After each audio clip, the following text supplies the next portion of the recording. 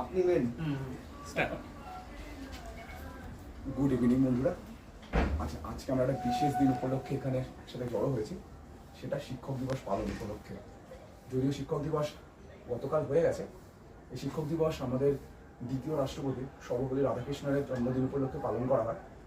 যদিও তিনি কখনো বলেননি যে আমার জন্মদিন পালন করার জন্য, তার ছাত্রছাত্রীরা যখন তাকে ধরেছিল যে জন্মদিন পালন করা হোক, তখন তিনি বলেছিলেন যে আমার জন্মদিন পালন করো না, তার বদলে বরঞ্চ সমস্ত শিক্ষকের জন্মদিন পালন করো। সেই থেকে শিক্ষক দিবস শুরু হলো।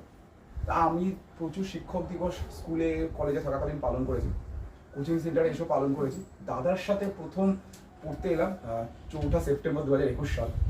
তো সেখান থেকে প্রথম পথ চলা শুরু। তারপর ধীরে ধীরে দাদার কাছ থেকে অনেক কিছু জানতে পারলাম, কীভাবে WBCS এর গাইডটা নিতে হবে, কীভাবে পড়তে হবে, সঠিকভাবে পড়াটা। কারণ আমার কাছে প্রচুর বইপত্র ছিল, এখনও আছে, কিন্তু তার মধ্যে থেকে কোনগুলো পড়া উচিত, কোনটা ছাড়া উচিত, সব থেকে বেশি গুরুত্বপূর্ণ যেটা, সেটা দাদার কাছ থেকে জানতে পেরেছি।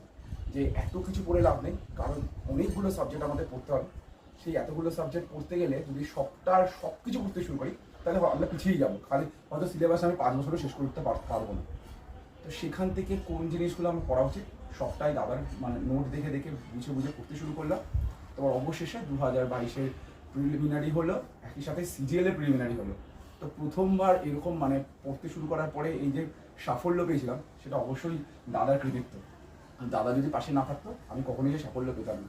তারপর একে একে বিভিন্ন পরীক্ষা দিতে শুরু করলাম, এটা হচ্ছে ওটা হচ্ছে না, চলতে থাকছে। আজও পর্যন্ত চলছি, দেখা যাক কোথায় গিয়ে থামতে পারি। চেষ্টা করছি যাতে WBCS গ্রুপ এটাই বের করতে পারি, দেখা যাক কতদূর পৌঁছাতে পারি। এবার আরেকটা কথা আমি বলবো, সেটা হচ্ছে যে দাদাকে প্রথম থেকে আমি একজন কাল তো দাদাকে এই জিনিসটাই লিখেছি, ঠিক আছে, যে আমি একজন ঠিক কর্নারস্টোন হিসেবে পেয়েছি, যে আমাকে সঠিকভাবে গাইড করতে দেখিয়েছে।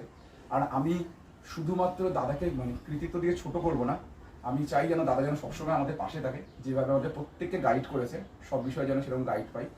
আর কিছু লোকের নাম না বললে হবে না, ঠিক আছে, সেখানে হচ্ছে তোমরা, ঠিক আছে। দাদা ছাড়াও ব্যাচের যারা আমার পিয়ার গ্রুপ আছে, তাদের কাছ থেকেও প্রচুর রকমের সাহায্য পাই। কারণ তাদের কাছ থেকে বিভিন্ন নোট হোক, বিভিন্ন বিষয়ের ডিসকাশন হোক, অন্য কোনো বিষয়ের সাহায্য সবটা পাই।